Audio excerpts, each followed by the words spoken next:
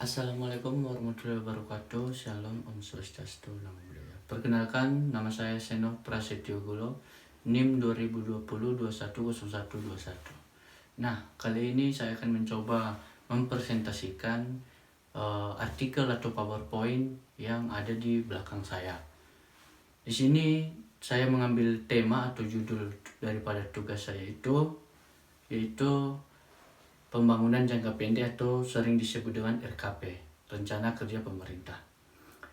Pengertian pada umumnya RKP itu antara lain Rencana Kerja Pemerintah merupakan dokumen perencanaan pembangunan nasional jangka pendek untuk periode 1 tahun yang dimulai pada tanggal 1 Januari dan berakhir sampai pada tanggal 31 Desember.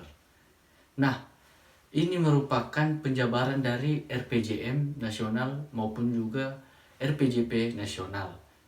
Memuat prioritas pembangunan, rancangan kerangka ekonomi makro yang mencakup gambaran perekonomian secara menyeluruh termasuk arah kebijakan fiskal, serta program kementerian ataupun lembaga, kewilayahan dalam bentuk kerangka regulasi dan kerangka penahanan yang bersifat indikatif. Selanjutnya yaitu tentang penyusunan rencana awal RKP. Kementerian PPN atau Bappenas menyusun rancangan awal RKP sebagai penjabaran RPJM nasional dan berdasarkan evaluasi kinerja pembangunan periode sebelumnya baik dalam capaian makro maupun sektoral. Di samping itu, disusun juga prioritas pembangunan nasional dan kerangka ekonomi makro yang dikerjakan bersama dengan Dep Keuangan maupun BI dan BPS.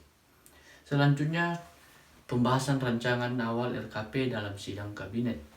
Rancangan RKP beserta indikatif per kementerian, lembaga, ataupun pemerintah daerah dibahas di sidang kabinet untuk mendapatkan persetujuan. Hasil pembahasan ini dituangkan dalam SEB antara Menteri PPN dan Menteri Keuangan. Selanjutnya yaitu penyusunan draft pertama RKP. Kementerian PPN ataupun Bappenas menyusun draft pertama RKP dengan menggunakan bahan-bahan dari rencana kerja kementerian ataupun lembaga. Draft pertama RKP ini akan digunakan sebagai bahan musrembang tingkat pusat. Bagian 5. Penyelenggaraan musrembang pusat. Kementerian PPN atau Bappenas menyelenggarakan musrembang pusat yang dihadiri oleh kementerian atau lembaga sebagai peserta aktif, Bapeda provinsi sebagai pratinjau, dan stakeholders pembangunan nasional. Kita bisa lihat di belakang ini tentang gambaran proses penyusunan RKP tersebut, yang dimana saling berhubungan antara RKP, lalu kemudian RPJM maupun juga RPJP. Selanjutnya, evaluasi dalam penyusunan RKP. Peraturan Menteri Nomor 8/M PPN/11 tahun 2007 disusun dalam rangka menghasilkan RKP yang tepat waktu, konsisten, bermutu, bermanfaat, dan berkesinambungan.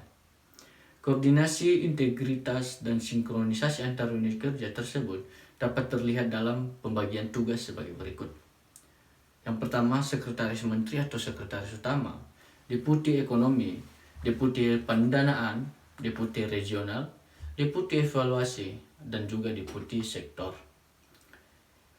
Kesimpulan, dalam rangka menjaga mutu rencana kerja pemerintah atau RKP yang dihasilkan, perlu disosialisasikan dan diinternalisasikan agar dipatuhi dan menjadi pedoman dalam penyusunan rencana kerja pemerintah sebagai rencana pembangunan nasional jangka pendek dan sesuai dengan asas-asas perencanaan pembangunan yang berlaku. Sekian daripada presentasi daripada tugas saya tentang pembangunan regional